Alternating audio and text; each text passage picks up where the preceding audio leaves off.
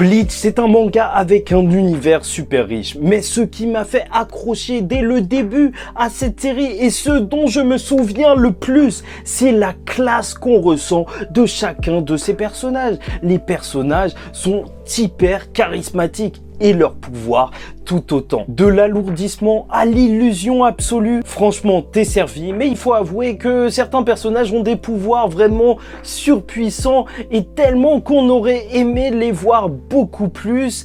Et même en fait, je me dis carrément que Tite Kubo, il a dû essayer de faire passer des personnages à la trappe parce que sinon son manga il allait pas marcher parce qu'il y avait des mecs beaucoup trop puissants à l'intérieur. Et c'est pour ça qu'aujourd'hui on va parler de ces personnages décevants ou peut-être sous-cotés, comme tu veux, mais qui auraient dû, avec leur pouvoir incroyable, avoir une place en tout cas beaucoup plus importante.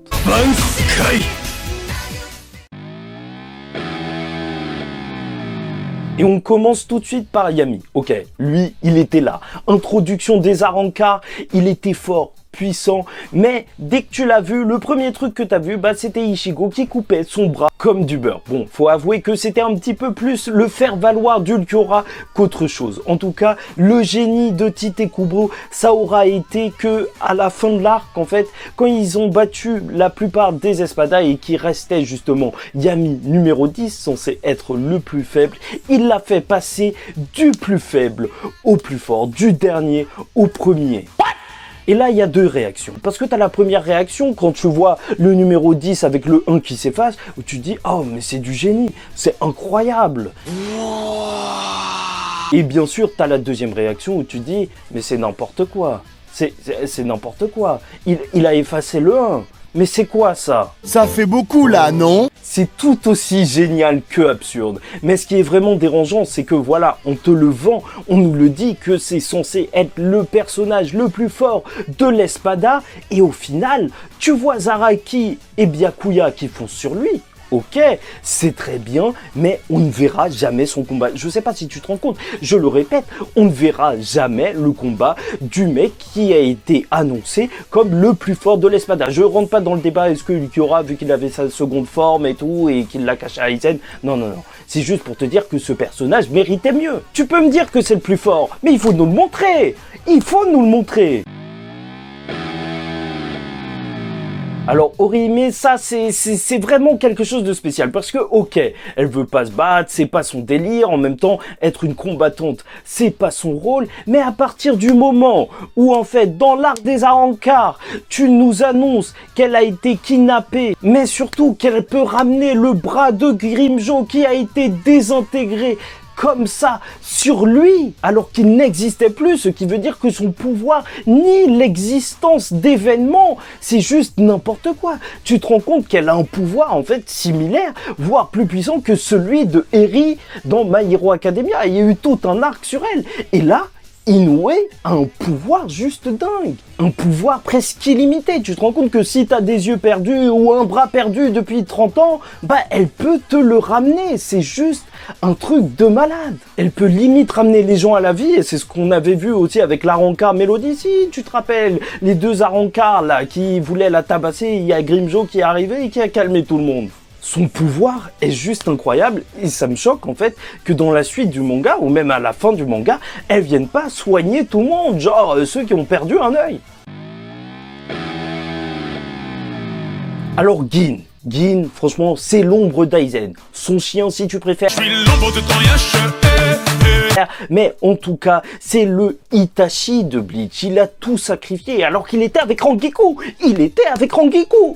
Cet homme avait tout. Mais il voulait arrêter Aizen car c'était un homme bon. Il a vu que Aizen était sombre et en gros, son Bankai. Il disait qu'il était super rapide et tout, et en fait, ça, c'était du bullshit parce qu'il voulait avoir Aizen. Ça, ok, son Bankai est en tout cas rapide, mais ce qui est vraiment puissant dans son Bankai, c'est qu'il lâche un poison en désintégrant une partie de la lame à l'intérieur du corps adverse qui fait qu'il se désintègre au niveau cellulaire. Mais je sais pas si tu te rends compte, ce pouvoir, c'est juste n'importe quoi. En fait, il suffit qu'il touche une personne pour que cette personne disparaisse. mais entièrement en fait. C'était juste tellement cheaté que t'étais obligé qu'il se batte avec Aizen. Aizen qui lui aussi, c'était n'importe quoi parce que le Gyoko, il pouvait le sauver de littéralement toutes les situations. Et ça fait que Gin n'aura jamais eu l'occasion de briller. Après tous les sacrifices qu'il a fait, alors qu'il est super puissant, il aurait pu atomiser Iwatch ou n'importe qui d'autre juste en le touchant rapidement. Alors ça ils font. Alors là, tu sais pas ce qui se passe. T'es dans un manga, c'est japonais, elle a un prénom chinois. Elle est dans la division des assassins. Elle est rapide, elle a un potentiel énorme. Normalement, en vrai, ça devrait être super intéressant de suivre ça. Des assassins dans le monde de Bleach. Sauf qu'en soi, c'est pas tant exploité que ça. Parce que, ok, son Shikai, c'est parfait en fait. Être touché juste 2 fois, juste comme ça, et t'es mort. C'est juste n'importe quoi.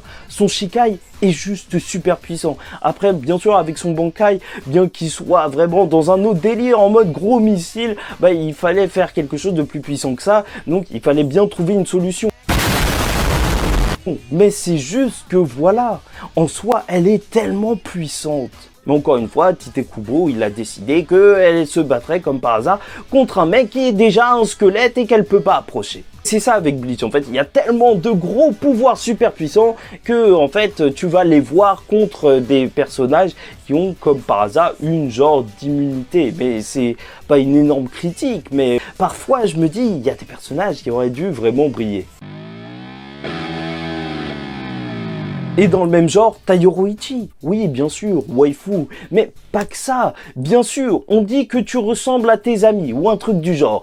Elle, c'est qui, son pote? C'est Urahara Kisuke. Oui, monsieur. Le mec qui a réellement battu Aizen. Parce que oui, Bungetsu, blablabla. Non. Pour moi, c'est lui qui a battu Aizen. Et en soi, on nous dit au début du manga, oui, tous les capitaines ont un Bankai à part Zaraki, Kenpachi. Ça se passe comme ça. Ok, d'accord, mais où est le Zanpakuto de Yoroichi? Même après 30 ans, 40 ans, 50 ans, 60 ans, on n'a jamais entendu parler ou vu un Zanpakuto avec Yoroichi, alors qu'elle est juste tellement puissante sans, mais ça doit être une dinguerie. Bien évidemment! Et pour ceux qui se disent, mais une arme ça change rien, j'aime beaucoup reprendre la métaphore de Nanatsu no Taizai en fait. Parce que ils expliquaient qu'avec leur trésor sacré, c'était comme si t'avais un fleuve ou une rivière et tu voulais puiser de l'eau. Si tu vas avec tes mains, même si t'es super fort, bah tu peux en prendre qu'un peu. Alors que si, tu vois, t'as un verre de 3000 tonnes, mais que tu peux le porter, bah là tu peux vraiment utiliser ta puissance à son plein potentiel et te servir dans la rivière et tout prendre d'un coup, tu vois, c'est la métaphore pour te dire que en fait, les armes aussi, ça sert à exploiter sa puissance. Et bien sûr, je parle de l'univers de Bleach ou de manga, hein, je parle pas dans la vraie vie, enfin, wow.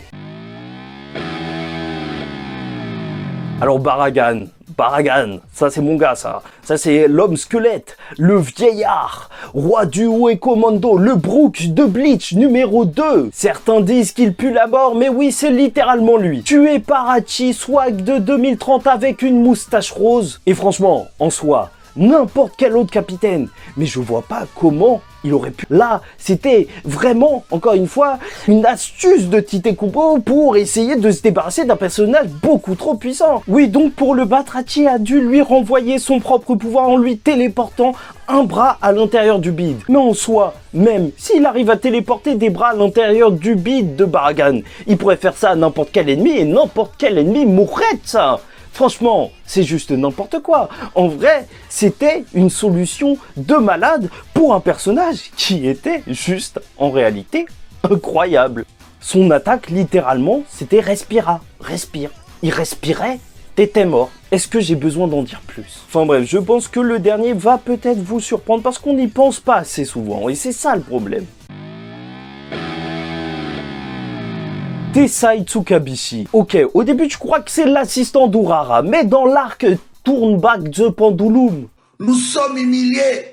Quelle humiliation! t'apprends qu'il est à la tête du groupe spécialisé dans le Kido. Et excuse-moi, je suis vraiment désolé, mais dans Bleach, s'il y a bien aussi un pouvoir mystérieux qui est hyper classe et qui n'a pas été assez exploité, à mon humble avis, c'est le Kido. Et qui en est le plus représentatif? Mais c'est Tessai. C'est censé être un expert, tout là-haut, justement, tu vois Hachi, moustache rose qui a réussi à battre Baragan, alors que c'était son second. Mais tu te rends compte à quel point Tessai aurait pu faire des trucs de malade.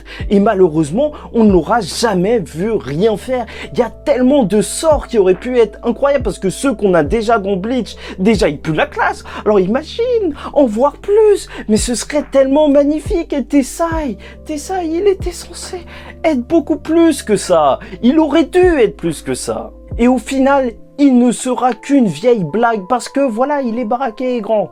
Ok. Enfin bref. Voilà tout pour moi, j'espère que vous avez apprécié cette vidéo. C'est vrai que c'est une vidéo très subjective en fait, et c'est pour ça que n'hésitez pas à me donner votre avis en commentaire et évitez les insultes ou je sais pas quoi, parce que je vais juste supprimer le commentaire parce que j'ai pas envie de répondre à des insultes, sinon ça va partir en live et tout. Non, vaut mieux pas, argumentez, faites des trucs, dites-moi si vous avez été déçu et vous vous dites que certains personnages auraient pu tout exploser, mais que Tite Kubo il a choisi de les faire disparaître alors que, en soi, ils auraient pu être juste incroyables. Et je pense qu'il y en a beaucoup dans Bleach, parce que franchement, il y a tellement de personnages charismatiques avec des pouvoirs qui le sont tout autant. C'est ça qui fait Bleach. Enfin bref, de toute façon, on reviendra très vite avec une autre vidéo sur Bleach aussi pour crier et me faire des ennemis au sein de la communauté. Bref, likez, dislikez la vidéo si ça vous a pas plu, commentez, donnez-moi donc votre avis en commentaire et ça, c'est sérieux. Enfin bref, et surtout, abonnez-vous pour pas rater les prochaines vidéos qui traiteront de Bleach avec passion. Peut-être que j'ai un peu trop gueulé, excusez-moi, Bleach, c'est une partie de mon enfance. Je suis obligé d'être pris au trip. Je vais me calmer si vous me le demandez. Enfin bref, de toute façon, on verra ça la prochaine fois. Et en attendant justement cette prochaine fois, je vous dis ciao tout le monde, faites attention à vous. Et surtout, paix sur vous.